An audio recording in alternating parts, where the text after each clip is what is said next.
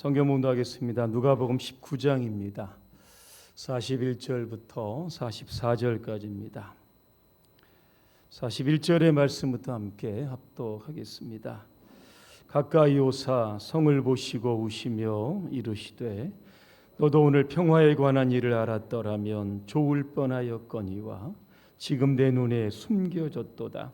날이 이를지라 내 원수들이 토둔을 쌓고 너를 둘러 사면으로 가두고 또 너와 및 그 가운데 있는 내 자식들을 땅에 메어 치며 돌 하나도 돌 위에 남기지 아니하리니 이는 내가 보살핌 받는 날을 알지 못함을 인함이니라 하시니라.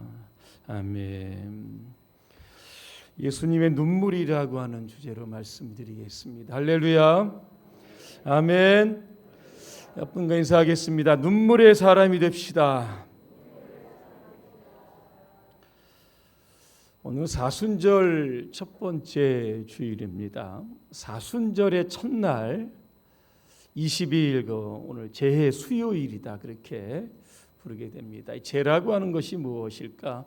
종려나무 가지를 말려서 태운 것이 바로 죄입니다. 그래서 이 제해 수요일이 되면 온 회중이 예배에 다 모입니다. 그리고 집례자가 올리브 그림을 손에 이렇게 조금 묻혀가지고 제를 이렇게 해서 회중의 이마에 십자가 형태로 바르면서 너는 흑이니 흑으로 돌아갈지어다 하는 그러한 예식이 있게 되었던 겁니다. 구약에 보면 이 제라고 하는 것은 회개, 슬픔, 통회, 자복, 눈물 이러한 뜻을 많이 담고 있습니다. 에스더 4장 1절의 말씀을 제가 읽어드립니다. 모르드게가 이루어지는 모든 일을 깨닫고는 자기 옷을 찢고 굵은 베옷을 입으며 재를 뒤집어 쓰고 도시 한가운데 나가서 큰 소리로 비통하게 부르짖었다 그랬습니다. 유다 민족의 어떤 멸망을 앞에 놓고 오늘 모르드게가 재를 뒤집어 썼던 겁니다.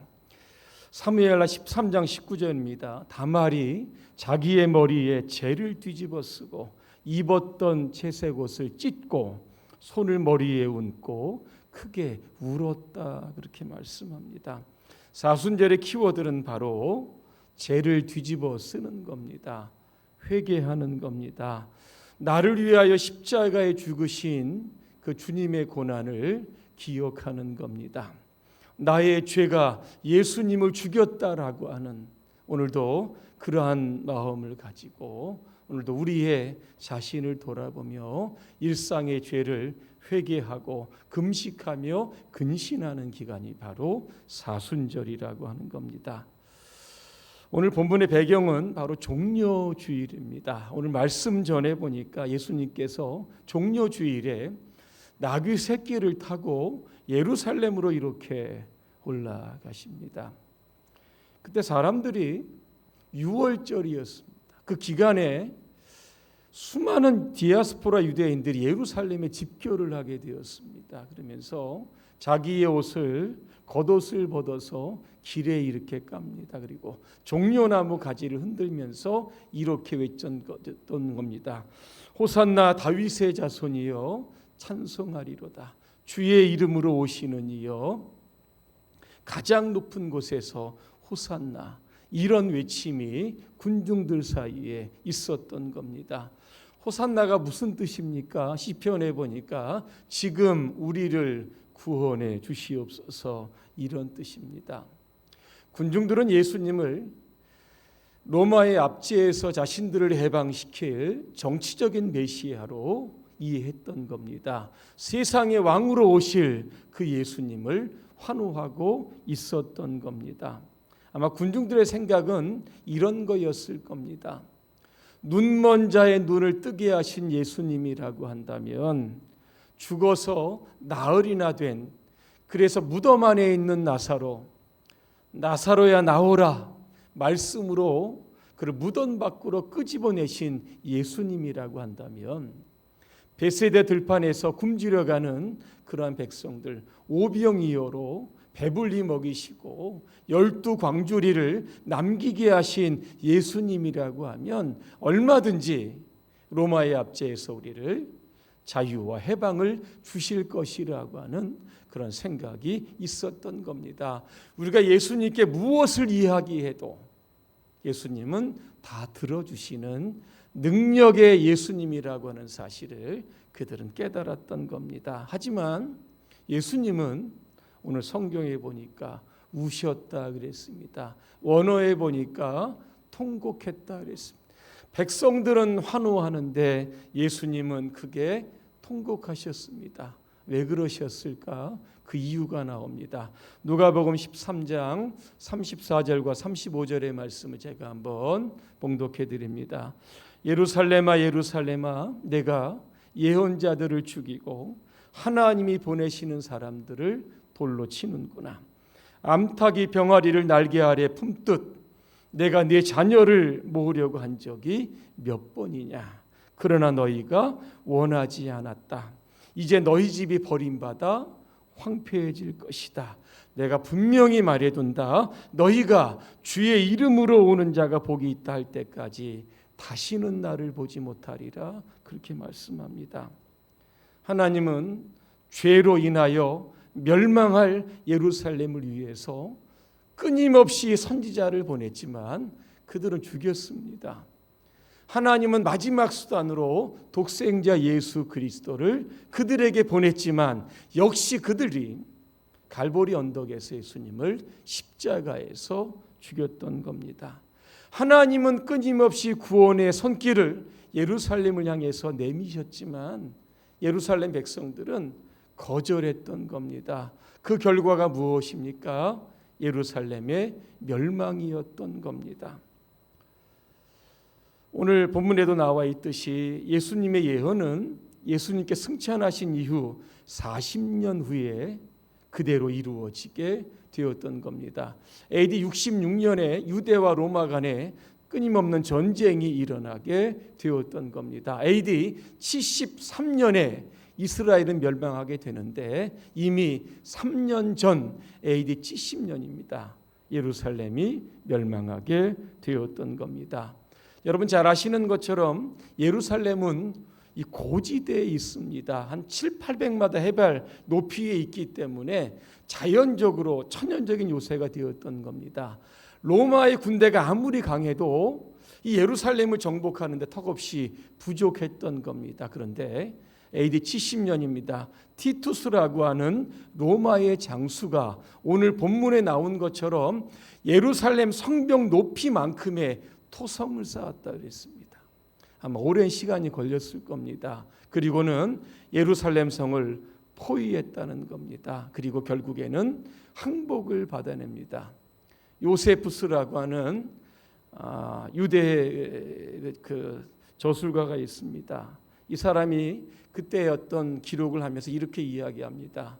그때 이 전쟁에서 패배한 유대인들이 포로로 끌려갔는데 97,000명이 끌려갔고 그 전쟁에서 죽었던 사람이 110만 명에 이르게 된다 그랬습니다.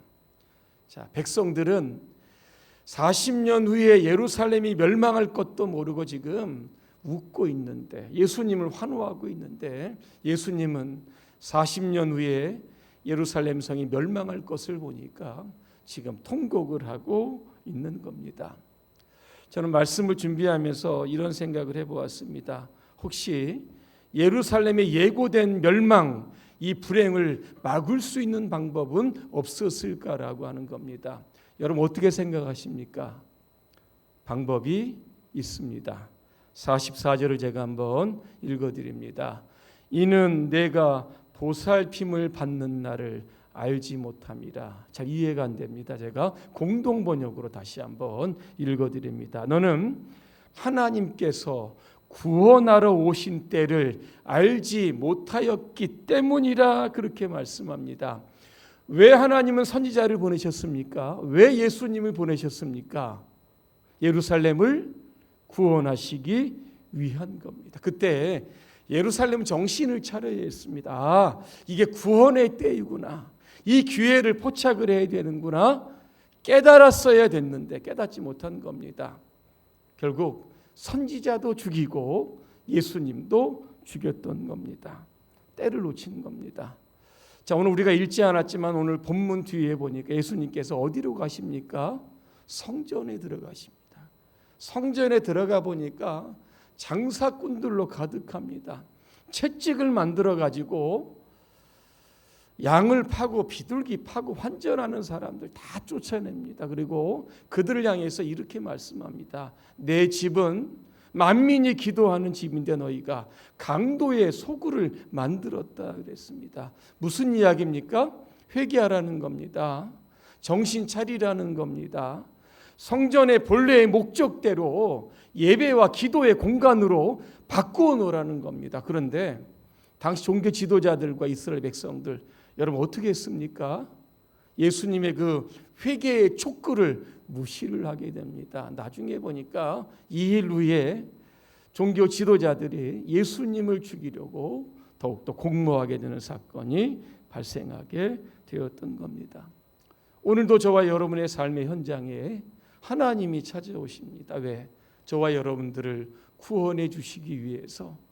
우리가 여러분 연약합니다. 그래서 이 죄를 이겨야 되는데 이기지 못하는 경우도 있었던 겁니다. 우리는 기억하지 못하지만 그러한 죄들이 우리의 삶에 쌓여가고 있는 겁니다. 그렇다라고 하면 우리는 어떻게 해야 합니까? 하나님 앞에 여러분 울어야 되는 겁니다. 하나님의 구원의 손을 붙잡아야 되는 겁니다. 회개해야 되는 겁니다. 그래야만 죄로 인하여 우리에게 대해 예고된 불행을 우리는 막아낼 수 있는 겁니다. 자, 예를 들어서 요나의 이야기를 좀 하려고 합니다. 하나님은 요나에게 니느웨 성으로 가라 그랬습니다. 그러면서 긴급한 메시지를 전달하는 겁니다. 요나서 1장 2절을 제가 한번 읽어드립니다. 너는 저 큰 니느웨 성으로 가서 그 성이 멸망할 것이라고 외쳐라 그랬습니다. 이유가 뭡니까? 그곳 주민들의 죄악이 하늘에 사무쳤다 그랬습니다. 자, 예수님은 하나님은 다시 요나서 3장 1절에 또다시 요나에게 재차 말씀합니다. 너는 저 큰 성읍 니느웨로 가서 내가 전에 말했던 것처럼 니느웨의 멸망을 선포하라 그랬습니다. 그리고 요나가 순종하여 갑니다. 그 니느웨 성이 얼마나 컸냐면 요나가 그 성 한 바퀴를 도는데 걸어서 3일이 걸렸다 그랬습니다. 엄청나게 큰 성읍이었습니다. 성경에 보니까 요나가 하루 종일 그 성읍을 돌아다닙니다. 그러면서 이런 메시지를 선포합니다. 40일 후에는 이 성이 멸망할 겁니다. 그런데 백성들이 그 소리를 들었습니다. 그리고는 금식을 합니다.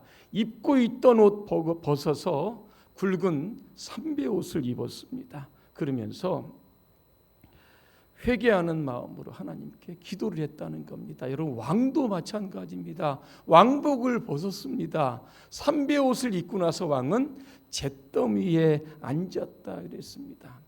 그러면서 왕은 이러한 명령을 내립니다. 앞으로 사람이든 짐승이든 먹을 것 입에 대지 말고 물도 마시지 말라 그랬습니다. 그리고 사람이나 짐승이나 다 굵은 베옷을 입혀라 그랬습니다.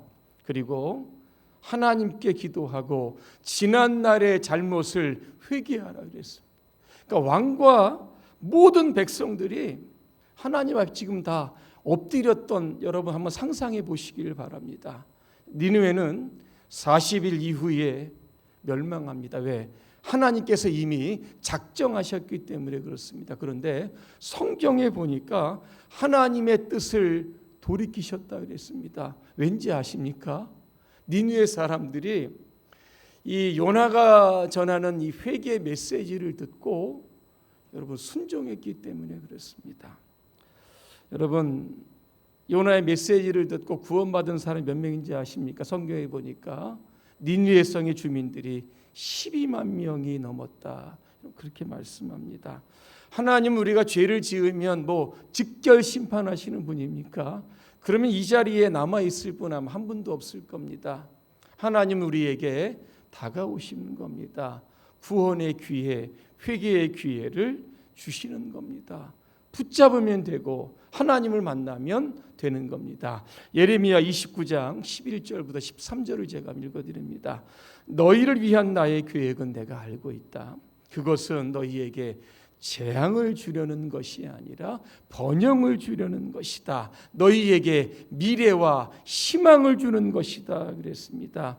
그때에는 너희가 나에게 와서 부르짖고 기도하라고 했습니다. 그러면 내가 너희의 기도를 들어주겠다 말씀합니다. 너희가 진심으로 나를 찾으면 내가 너희를 만나주겠다 말씀합니다. 여러분, 우리에게 예고된 불행, 재앙, 심판 얼마든지 막아낼 수 있는 겁니다. 여러분, 잿더미에 여러분 앉아서 회개하면 되는 겁니다. 주님께서 구원의 손길을 내미실 때 우리가 붙잡으면 우리는 이제 재앙 속에 있는 사람들이 아니라 오늘 번영 속에 있는 사람이 되는 것이고 하나님께서 저와 여러분의 그 미래를 축복해 주시는 겁니다. 자, 그렇다라고 하면 우리는 눈물의 사람이 되어야 되고 우는 사람이 되어야 합니다. 도대체 누구를 위해서 무엇을 위해서 울까? 여러분, 첫째는 여러분 자신을 위해서 우셔야 됩니다. 예수님께서 십자가를 지시고 갈보리 언덕에 올라가실 때 수많은 여인들이 뒤를 따라가며 울었습니다. 그때 예수님이 그 여인들에게 뭐라고 말씀하신지 아십니까? 나를 위해서 울지 말고 너희와 너희 자녀를 위해서 울어라 그랬습니다. 무슨 뜻입니까? 너희의 죄로 인하여 내가 지금 십자가를 지고 갈보리 언덕에 지금 올라간다는 겁니다. 그래서 내가 아니라 너희 자신들의 죄를 위해서 울라는 겁니다. 다윗은 자신의 죄로 인하여 울었는데 얼마나 울었는지 그 눈물이 침상을 띄웠다 그랬습니다.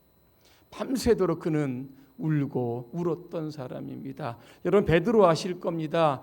내가 절대로 예수님을 버리지 않겠다 다짐하고 또 다짐합니다. 그런데 그 다짐이 딱 꺾입니다. 베드로 어떻게 했는지 아십니까? 통곡하며 울었다 그랬습니다. 바울도 울었습니다. 하나님 앞에서 선하게 살고 싶은데 행하는 걸 보니까 모든 것이 악입니다. 그러면서 하나님 앞에 통곡하며 울었던 바울을 보게 되는 겁니다. 오늘 우리도 울어야 하는 겁니다. 하나님의 은혜로 구원을 받았는데 그 구원의 은혜와 감격은 다 잊어버리고 세상과 동화되고 타협하는 우리의 자신을 보면서 여러분 마음껏 우시기를 바랍니다. 두 번째, 한국 교회를 위해서 여러분 우셔야 됩니다. 영국 그 기독인 변호사였던 윌리엄스가 한국 교회를 방문하면서 충격적인 이야기를 합니다. 앞으로 5년 내에 한국 교회 기독교가 문을 닫기 시작할 것이다 그랬습니다. 무슨 근거로 이야기를 했을 것인가? 그가 영국 교회를 보면서 이렇게 이야기합니다. 영국 교회가 낙태법 폐지와 동성애 침묵함으로 무너지고 있다고 하면서도 한국 교회가 그 전철을 되풀이할 것이다. 여러분 그렇게 이야기합니다. 코로나19 이후에 한국 교회 참 많이 위축되고 또 침체도 되고 여러 가지 신뢰도도 많이 추락한 그런 상태입니다. 많은 젊은이들이 교회를 떠나고 있고 또 전도를 하려고 해도 쉽지 않은 여건에 있습니다. 문제는 어디에 있을까? 돌아보면 한국 교회 그 자신에게 있었던 겁니다. 이제는 자성의 눈물을 흘려야 할 겁니다. 교회가 교회다워질 수 있도록 한국 교회가 하나님 앞에 통곡하고 회개해야 될 겁니다. 세 번째, 여러분 대한민국을 위해서 여러분 기도하시기 바랍니다. 미국 정신의 종말이라고 하는 책을 썼던 이 코넬 대학의 앨런 블룸 교수가 이런 이야기를 합니다. 세계 제1의 강대국이며 하나님의 복을 어느 나라보다 더 많이 받은 미국이 타락이 온상이 된 이유는 기독교적 삶의 가치를 버렸기 때문이다. 그렇게 이야기합니다. 프랑스의 자살이라고 하는 책, 에릭 제무르라고 하는 사람이 썼는데 그는 이런 이야기를 합니다. 지금 프랑스가 자살의 길을 걷고 있는 대표적인 이유가 이슬람을 허용하고 동성애를 용납했기 때문이다. 그렇게 말합니다. 우리는 지금 성진국들의 어떤 미국과 프랑스의 전철을 밟지 않아야 되는 겁니다. 그러기 위해서는 포괄적 차별금지법을 비롯한 악법들이 제정되지 않도록 여러분 더 많이 기도해야 할 겁니다. 세상 돌아가는 것 보면 기도할 마음은 나지 않고 화도 나고 욕도 하고 싶은 마음이 여러분 생길 겁니다. 그럼에도 불구하고 여러분 기도하셔야 됩니다. 예레미야 선지자 있을 겁니다. 별명이 뭔지 아십니까? 눈물의 선지자입니다. 유대의 마지막이었던 시드기야가 눈이 뽑혀 바벨론으로 끌려가는 것들을 목격한 사람이 바로 이사야입니다. 제사장들이 성전에서 죽어나가는 것들을 보았던 사람이 이사야입니다. 바벨론에 의해서 자신의 조국이 멸망하는 것을 보고 여러분 예레미야가 울었는데 보니까 창자가 끊어질 정도로 울었다 그랬습니다. 여러분 느헤미야 아실 겁니다. 자신의 조국 예루살렘이 불타고 성벽이 무너지고 성문이 다 불타버린 이러한 소식을 여러분 느헤미야가 여러분 듣게 됩니다. 그 소식을 듣고 성경에 보니까 그 자리에 주저앉아 울었다 그랬습니다. 아무것도 먹지 않고 수일 동안 하나님께 금식하며 기도했다 그렇게 말씀합니다. 도산 안창호 선생은 이런 이야기를 합니다. 나라의 운명이 멸망으로 기울어져 갈 때 그는 이렇게 가슴치며 울었습니다. 저는 우리 민족의 죄인입니다. 하나님은 이 민족을 사랑하셨는데 이 민족을 위해서 나는 아무것도 한 일이 없습니다. 그래서 나는 죄인입니다. 여러분 성지에 예루살렘에 가시면 통곡의 벽 여러분 잘 아실 겁니다. AD 70년입니다. 제가 좀 전에 말씀드렸던 그때 예루살렘 성전 성벽 다 무너지게 되어 있는데 유일하게 예루살렘 서쪽에 있는 그 성벽의 일부가 조금 남게 됩니다. 길이가 50m고 높이가 20m입니다. 2020년에 제가 한번 성지 순례 갔는데 그게 보니까 매년 500만 명의 순례객이 이 통곡의 벽을 찾는다고 합니다. 검은 옷을 입은 그러한 유대인들 아마 정통 유대인들인데 그 앞에 이렇게 손을 붙들고 메모지를 거기에 이렇게 껴놓고 통곡하며 눈물로 기도하는 것을 제가 보았습니다. 여러분 그러면 뭐 하겠습니까? 미리미리 하나님께서 구원의 은혜를 베푸실 때 그 손을 붙잡았다라고 하면 지금도 그 성이 온전하게 세워져 있을 겁니다. 우리는 이스라엘이란 통곡의 역사, 비극의 역사를 보면서 반면 교사로 삼아야 할 겁니다. 그래서 우리는 나라와 민족을 위해서 여러분 더 기도하고 눈물로 더 기도해야 하는 겁니다. 마지막으로 여러분 이웃의 영혼들을 위해서 기도해 주시기를 바랍니다.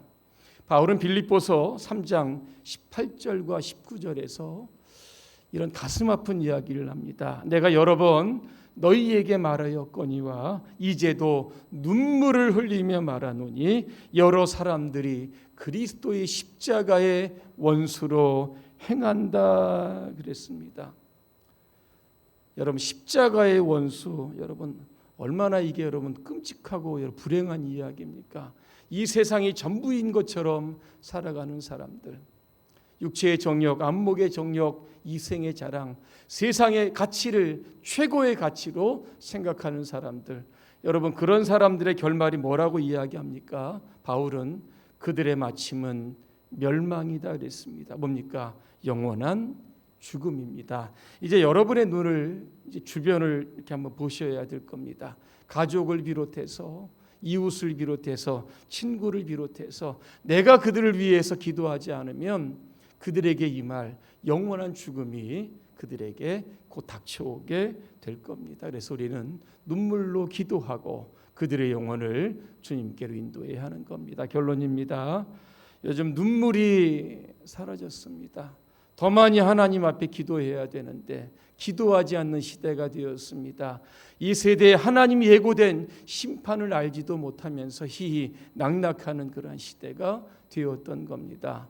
우리의 자신의 죄를 위해서 교회와 나라와 민족과 이웃 영혼의 구원을 위해서 여러분 눈물로 기도하시기를 바랍니다. 그래서 그 눈물의 기도가 예고된 하나님의 불행을 막아내고 하나님의 주시는 축복과 평안 가운데 살아가는 이 나라 이민족이 되시기를 주님의 이름으로 축복합니다. 기도하겠습니다. 은혜로우신 하나님, 눈물이 메말라진 시대입니다.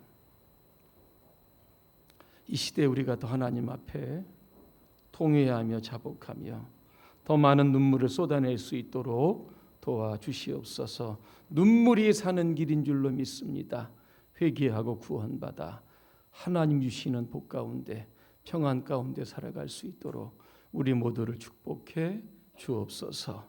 예수님의 이름으로 기도합니다. 아멘.